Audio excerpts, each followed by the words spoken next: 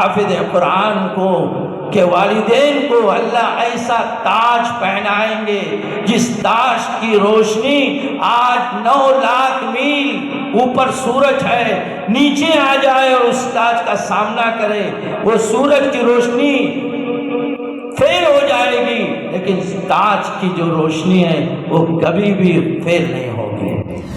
آج ہم ہیں، کل ہمارے بچے نہ جانے کیسے کیسے کام کریں گے، کس طرح سے کام کریں گے۔ اگر ان کے پیٹ میں ہمیں حرام روزی جائے گی، ہم نے ان کو حرام کھلایا ہوگا، اللہ تبارک و تعالیٰ ان سے کام نہیں لے گا۔ لیکن آپ حافظ قرآن ضرور بنائیے، اس کے سینے میں قرآن ڈالیے۔ جب قیامت کا دن ہوگا، اللہ کی طرف سے 10 لوگوں کو جہنم سے لانے کا حکم ہوگا۔ جب وہ جہنم میں قدم رکھے گا، جہنم چیخ چیخ کر اللہ تعالیٰ سے کہے گی کہ اے اللہ اس کو واپس بلا لے، یہ تو جہاں قدم رکھ رہا ہے میں ٹھنڈی ہو رہی ہوں۔ کہا کہ ابا جان میرا بیٹا حافظ قرآن ہوا، آپ کو تو بہت خوش ہونا چاہیے، آپ کو تو اس کو انعام دینا چاہیے تھا، جس طرح حفاظوں کو انعامات آپ نے دیکھا۔ کتنی بڑی دولت، اللہ دنیا میں بھی عزت اور آخرت میں اللہ کی طرف سے ایسی عزت ملے گی ہم سوچ بھی نہیں سکتے۔ کہا کہ بیٹا اورنگزیب تم نے اپنے لیے تو جگہ جنت میں بنا لی، اپنا مرتبہ تو نے بنا لیا اپنے بیٹے کو حافظ قرآن کر کے، لیکن میرے لیے کیا ہے؟ کئی حدیث میں نہیں کہا گیا کہ دادا کو بھی ملے گا، پردادا کو بھی ملے گا، اس والد کا تذکرہ ہے، مجھے کیا فائدہ ہوگا؟ بس یہ سننا تھا۔ يستوي الذين يعلمون والذين لا يعلمون انما يتذكر اولو الالباب۔ وقال النبي صلى الله عليه وسلم العلم فريضة على كل مسلم أو مسلمة۔ میرے عزیزوں، بھائیوں، بزرگوں، دوستوں اور ڈیس پر بیٹھے ہوئے ہمارے چاہنے والے جناب حافظ کرناٹکی صاحب اور یہاں سے مختلف جگہ سے آئے ہوئے علماء کرام، طلباء عظام اور جن تک میری بات پہنچ رہی ہے، میں سب سے پہلے اللہ تبارک و تعالیٰ کا شکر بجا لاتا ہوں کہ پہلا موقع ہے اتنے بڑے جلسے میں آنے کا۔ اس سے پہلے ایک مرتبہ ہماری حاضری ہوئی ہے، وہ حفاظ کرام کے درمیان مسابقے میں، لیکن اس وقت ہمارے حافظ صاحب موجود نہیں تھے اور مجھے ایک تمنا تھی کہ کبھی کسی پروگرام میں حافظ صاحب کے ساتھ بیٹھوں۔ آج اللہ تعالیٰ نے اس گھڑی کو لے آیا، آپ ہماری محبت میں تشریف لائے اور آپ کا آنا اور اس طرح کا پروگرام ہونا سب مبارک ہو۔ میرے عزیزوں، ایک طرف تو یہ خوشی ہے کہ یہاں اس مدرسے کے ذمہ دار وہی علماء ہیں جن کا آمنا سامنا درس میں ہوا ہے، اور ان کی خدمات کو دیکھ کر دل بہت خوش ہو رہا ہے۔ میں اللہ سے یہی دعا کرتا رہوں گا، اللہ اس کو اتنی ترقی دے، اتنی ترقی دے، بلکہ ایک مثالی مدرسہ بنے، صرف شموگا کے لیے نہیں بلکہ پورے عالم کے لیے۔ یہاں کے نکلنے والے طلباء ہر جگہ پر دین کی خدمت کرنے والے ہوں، ہر جگہ پر دین پر محنت کرنے والے ہوں اور اللہ تبارک و تعالیٰ سے محبت کرنے والے ہوں۔ میرے عزیزوں، آپ ہم سب جانتے ہیں اللہ تعالیٰ نے ہم تمام کو انسان بنایا، اشرف المخلوقات بنایا۔ کتنی مخلوقات ہے، ان سب میں اشرف اللہ نے ہمیں بنایا ہے اور ہمارا ایک مقام رکھا ہے۔ اللہ ہم سے محبت کرتا ہے اور یہ محبت ہی کا نتیجہ ہے کہ ہم اس نبی کے امتی ہیں جو تمام نبیوں پر فائق ہیں، جو تمام نبیوں کے بھی نبی ہیں۔ یہ اللہ تعالیٰ کی بڑی دین ہے ہمارے لیے، یہ رب کا نظام ہے، ہمیں جتنا بھی شکر بجا لائیں کم ہے۔ لیکن ہم سب کو یہ بھی معلوم ہے دنیا میں آنا ایک مختصر زندگی کو لے کر آنا ہے۔ اب اللہ جس کے مقدر میں جو رکھتا ہے، کوئی ڈاکٹر بنتا ہے، انجینئر بنتا ہے، سائنٹسٹ بنتا ہے، یا اور کوئی تعلیم حاصل کرتا ہے، اس کے ساتھ ساتھ اللہ جس کے مقدر میں رکھتا ہے وہ عالم دین بنتا ہے، حافظ قرآن بنتا ہے۔ یہ جو اللہ تعالیٰ نے عطا فرمایا ہے اپنے محبوبوں کو ہی عطا کرتا ہے، اور ان کی خدمات اللہ ہی لیتا ہے۔ ان سے جو خدمات ہوتی ہے ہمارے آپ کے کسی کے بس میں نہیں۔ میں یہاں بیٹھے ہوئے اسٹیج پر اتنے علماء کرام ہیں، میری اکثر لوگوں کی ملاقات بھی، بڑا دل خوش ہوا کہ ماشاءاللہ شیموگا میں بڑا اچھا کام ہو رہا ہے۔ اکثر مدارس کے علماء ہیں، مدرسین ہیں، محتممین ہیں، اور مدرسے کو چلانے والے، مدرسے کی ذمہ داری لینے والے احباب یہاں بیٹھے ہوئے ہیں۔ میرے عزیزو، ہمارا کام ہے دنیا میں آنے کے بعد اللہ کو راضی کرنا، اور اللہ تعالیٰ اس بندے سے اور اس بندی سے راضی ہوتا ہے جو اپنے ایمان کی حفاظت کرتا ہے، اپنے وقت کی حفاظت کرتا ہے، اور وہ اعمال کرتا ہے جس اعمال سے اللہ راضی ہو جائے۔ اللہ نے ہم کو دنیا میں جو بھیجا ہے بیکار نہیں بھیجا۔ قرآن نے صاف فرما دیا، افحسبتم انما خلقناکم عبث وانکم الینا لا ترجعون۔ کیا تم سمجھتے ہو ہم نے تمہیں بیکار پیدا کیا؟ نہیں، بیکار اللہ کسی کو بھی نہیں پیدا کیا۔ ایک درخت دیکھیے، ایک ناریل کا درخت دیکھیے، وہ کتنے کاموں کے لیے اللہ تعالیٰ نے اس کو بنایا ہے۔ اس کی ہر چیز کام کی ہے، ہر چیز ہم کسی نہ کسی کام میں لگا دیتے ہیں۔ یہ اللہ کا نظام ہے۔ اسی طرح سے اللہ نے ہمیں اپنے کام کے لیے چنا ہے۔ یہ اختارہ اللہ تعالیٰ کا چننا ہے۔ اللہ نے ہم کو اس کام کے لیے چنا۔ ظاہری طور پر ہم دیکھ رہے ہیں ہمارے اوپر کیسی کیسی پریشانیاں بھی آتی ہے، لیکن اللہ نے اپنی مدد کے لیے ہم سے فرمایا، یا ایھا الذین آمنوا استعینوا بالصبر والصلاۃ۔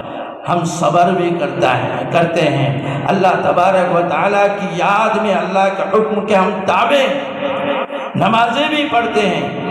ایک نماز پڑھتے ہیں 10 نمازوں کا اللہ ہم کو ثواب دیتا ہے۔ ہم فجر پڑھتے ہیں، عشاء پڑھتے ہیں، با جماعت پڑھتے ہیں، تو اللہ کے رسول صلی اللہ علیہ وسلم نے فرمایا کہ جو لوگ عشاء اور فجر کی نماز جماعت کے ساتھ پڑھتے ہیں پوری رات عبادت کا ثواب ملتا ہے۔ کہیں اللہ کے رسول نے فرمایا، من صلی البردین دخل الجنہ، 2 نمازیں پابندی کے ساتھ پڑھو گے تو جنت کے راستے تمہارے لیے آسان ہو جائیں گے۔ یہ علم جس کو ہم پڑھ رہے ہیں، جس پر ہماری محنتیں ہو رہی ہے، دنیا میں مدارسوں میں محنتیں ہو رہی ہے، یہ پروگرامات جو رکھے جاتے ہیں تاکہ آپ کے دلوں میں علم کی محبت آ جائے۔ آپ یہ نہ سوچیں کہ میرا بیٹا عالم بن کر کے، حافظ بن کر کے کیا کھائے گا، کیا پیے گا، کیا کرے گا، کہاں اس کی عزت ہوگی۔ دنیا میں عزت ہو یا نہ ہو، اللہ کے یہاں بہت بڑی عزت ہے۔ ایک حافظ قرآن کے بارے میں کہا گیا، اللہ کے رسول صلی اللہ علیہ وسلم نے فرمایا، کل قیامت کے دن اسی حافظ قرآن سے کہا جائے گا، اقرا ورتق، پڑھتا جا اور چڑھتا جا۔ جس طرح دنیا میں تم ترتیل کے ساتھ پڑھا کرتے تھے، اسی طرح پڑھتا جا اور چڑھتا جا۔ جتنی اوپر منزل ہوگی اتنی خوبصورت ہوگی۔ اور اس کے ساتھ ساتھ حافظ قرآن کو کہ والدین کو اللہ ایسا تاج پہنائیں گے جس تاج کی روشنی آج 9 لاکھ میل اوپر سورج ہے، نیچے آ جائے اور اس تاج کا سامنا کرے، وہ سورج کی روشنی فیل ہو جائے گی، لیکن تاج کی جو روشنی ہے وہ کبھی بھی فیل نہیں ہوگی۔ اللہ کو اتنے پسند ہے، ایسے جوڑے اللہ ان کے والدین کو پہنائے گا جس جوڑوں کو دیکھ کر دنیا اشش کرے گی، کاش میری اولاد بھی حافظ قرآن ہوتی۔ ایک بات مجھے یاد آ رہی ہے اورنگزیب رحمۃ اللہ علیہ کے بارے میں۔ اورنگزیب رحمۃ اللہ علیہ جن کو اللہ تعالیٰ نے علم دیا، عقل دی، بڑی خدمات ہے ان کی ہندوستان میں، تو اورنگزیب رحمۃ اللہ علیہ نے ایک مرتبہ اپنے بیٹے کو لے کر کے والد محترم شاہ جہاں کے پاس گئے اور کہا ابا جان میرا بیٹا حافظ قرآن ہے، کہا میرا بیٹا حافظ قرآن ہے۔ اورنگزیب رحمۃ اللہ علیہ نے کہا اچھا، بہت اچھی بات ہے بھائی، لیکن ان کے چہرے میں وہ خوشی نہیں نظر آئی جس طرح سے ہونی چاہیے۔ بہت افسوس کیا اورنگزیب رحمۃ اللہ علیہ نے، بہرحال چلے گئے۔ پھر کسی دن ان کی ملاقات ہوئی یا پھر اسی وقت کہا کہ ابا جان میرا بیٹا حافظ قرآن ہوا، آپ کو تو بہت خوش ہونا چاہیے، آپ کو تو اس کو انعام دینا چاہیے تھا، جس طرح حفاظوں کو انعامات آپ نے دیکھا۔ کتنی بڑی دولت، اللہ دنیا میں بھی عزت اور آخرت میں اللہ کی طرف سے ایسی عزت ملے گی ہم سوچ بھی نہیں سکتے۔ کہا کہ بیٹا اورنگزیب تم نے اپنے لیے تو جگہ جنت میں بنا لی، اپنا مرتبہ تو نے بنا لیا اپنے بیٹے کو حافظ قرآن کر کے، لیکن میرے لیے کیا ہے؟ کئی حدیث میں نہیں کہا گیا کہ دادا کو بھی ملے گا، پردادا کو بھی ملے گا، اس والد کا تذکرہ ہے، مجھے کیا فائدہ ہوگا؟ بس یہ سننا تھا۔ جبکہ اورنگزیب رحمۃ اللہ علیہ کے بارے میں آتا ہے کہ مختصر ان کی زندگی، یعنی بالکل ٹائم ہی نہیں ملتا تھا، اتنے مصروف رہنے والے، اتنا ٹائم ان کے پاس نہیں ملتا کہ الگ بیٹھ کر کوئی کام کریں، لیکن انہوں نے ٹھان لیا کہ آج سے مجھے کام کرنا ہے، چاہے میرا کچھ بھی ہو جائے۔ بس اس ٹائم سے انہوں نے قرآن پاک یاد کرنا شروع کیا، یاد کرتے کرتے 1.5 سے 2 سال کا تذکرہ ملتا ہے، ہو گئے۔ پھر والد صاحب کے سامنے جا کر کے کہا ابا جان آج میں حافظ قرآن ہوں، اللہ تعالیٰ نے مجھے قرآن کی دولت سے نوازا ہے۔ بس ابا کا سننا تھا، کھڑے ہو گئے اور لپٹ کر رونے لگے۔ کہا بیٹا آج تو نے میرے لیے جنت میں ٹھکانہ بنا دیا، میرا دل بہت خوش ہو رہا ہے، میں تجھے سوچ نہیں سکتا، اتنا مصروف انسان تم نے میری محبت میں، میری چاہت میں میرا اور میری اہلیہ کا نظام کر دیا۔ یہ کتنی بڑی بات ہوتی ہے، اللہ کا کلام آپ اندازہ نہیں کر سکتے۔ امام بخاری رحمۃ اللہ علیہ کا تذکرہ عام طور پر کتابوں میں آتا ہے، آپ نے سنا ہوگا امام بخاری رحمۃ اللہ علیہ بھی حافظ قرآن تھے، عالم دین تھے، لیکن ان کے بارے میں کتابوں میں یہ بات لکھی ہوئی ہے، اللہ تعالیٰ نے اتنا بڑا مقام امام بخاری رحمۃ اللہ علیہ کو کیوں دیا؟ اس دور میں بہت سے لوگوں کی کتابیں تھیں، بہت سے لوگوں نے کتابیں لکھی تھی، خاص کر کے ان کو یہ مقام کیسے ملا؟ جب تفتیش کی گئی، تحقیق کی گئی، تو ان کے والد رحمۃ اللہ علیہ کا ایک تذکرہ ملا۔ وہ کہتے ہیں میں نے بچپن سے لے کے بڑے ہونے تک کبھی بھی امام بخاری کو نہ ان کے گھر والوں کو حرام رزق سے بہت دور رکھا، یہاں تک کہ فرمایا مشتبہ رزق بھی میں نہیں کھلاتا تھا، ہر وقت اللہ سے رات میں بیٹھ کر روتا تھا، یا اللہ میری اولاد کو پیٹ میں حرام رزق مت ڈالنا۔ ایک لقمہ حرام کا کسی کے پیٹ میں چلا جاتا ہے، 40 دن کی عبادت اللہ تعالیٰ اس کے منہ پر مار دیتا ہے۔ رمضان کا مہینہ آ رہا ہے، ایک لقمہ ہم نے کھا لیا، اب 40 دن کی عبادت، چاہے ہم مکے میں جا کے کعبے کو پکڑ کر کے، کعبے کے دروازے کو پکڑ کر کے، اس کی چادر کو پکڑ کر کے بھی ہم رو رو کے دعا کریں، اللہ کے رسول صلی اللہ علیہ وسلم فرمایا ایسے لوگوں کی دعا قبول نہیں ہوتی جو حرام کا کھاتے ہیں۔ ایک شخص آتا ہے اللہ کے رسول صلی اللہ علیہ وسلم کے دربار میں، کھڑا ہو اور بیٹھ کر کے 2 رکعت نماز پڑھ کر کے بیٹھ جاتا ہے، روتا ہے۔ یہاں والے لوگ حضور صلی اللہ علیہ وسلم سے کہتے ہیں اللہ کے رسول دعا فرما لیجئے، بہت رو رہا ہے۔ منہ ادھر کرتے ہیں، یہاں کے لوگ جب فرماتے ہیں تو منہ ادھر کرتے ہیں۔ بہت افسوس، تھوڑی دیر کے بعد دیکھتے ہیں حضور صلی اللہ علیہ وسلم کا چہرہ ہی بدل گیا۔ پوچھتے ہیں تمہیں معلوم مطعمہ حرام، مشربہ حرام، ملبسہ حرام، وغذی بالحرام فأنا یستجاب لہ؟ کہاں سے دعا قبول ہوگی؟ جس کا کھانا حرام، جس کا پینا حرام، جس کا اوڑھنا بچھونا حرام، جس کی کمائی حرام، اللہ تعالیٰ ایسے لوگوں کی دعا قبول نہیں فرماتا ہے۔ تو امام بخاری رحمۃ اللہ علیہ کے بارے میں مشہور ہے، ان کے والد نے ان کو اتنا بہترین خیال رکھا، کبھی حرام کی روزی ان کے پیٹ میں نہیں ڈالی، اور خود فرماتے ہیں جب مجھے پتا چلا کہ کسی کی غیبت کرنا اللہ کو پسند نہیں ہے، غیبت کرنے والا اپنے بھائی کا گوشت، مردار بھائی کا گوشت کے کھانے کے برابر ہے، فرماتے ہیں اس وقت سے میں نے اپنی زبان کو پکڑ لیا اور اللہ سے دعا کی، اے اللہ مرتے دم تک ہمیں کبھی کسی کی غیبت نہ کروا، ہم سے ہم نہیں چاہتے کوئی غیبت کرے۔ آج اللہ نے اتنا بڑا ان کو مقام دیا، اصح الکتاب بعد کتاب اللہ صحیح البخاری۔ ہم نے کہا کتنی کتابیں تھیں، لیکن اللہ نے آج صحیح بخاری کا تذکرہ آتا ہے تو ہم آنکھ بند کر کے دعا، ہم سمجھتے ہیں کہ یہ بخاری کی حدیث ہے، یہ بخاری شریف کی حدیث ہے، ہم خوش ہوتے ہیں۔ آج مثال دینے والے بخاری شریف سے مثالیں دیتے ہیں، کیوں؟ ان کو معلوم ہے کہ اللہ تبارک و تعالیٰ نے اس کتاب کو بڑی عزت دی ہے۔ تو میرے عزیزو، ہمیں ان صفات کو ہمیں بھی حاصل کرنا ہے۔ آج ہم ہیں، کل ہمارے بچے نہ جانے کیسے کیسے کام کریں گے، کس طرح سے کام کریں گے۔ اگر ان کے پیٹ میں ہمیں حرام روزی جائے گی، ہم نے ان کو حرام کھلایا ہوگا، اللہ تبارک و تعالیٰ ان سے کام نہیں لے گا۔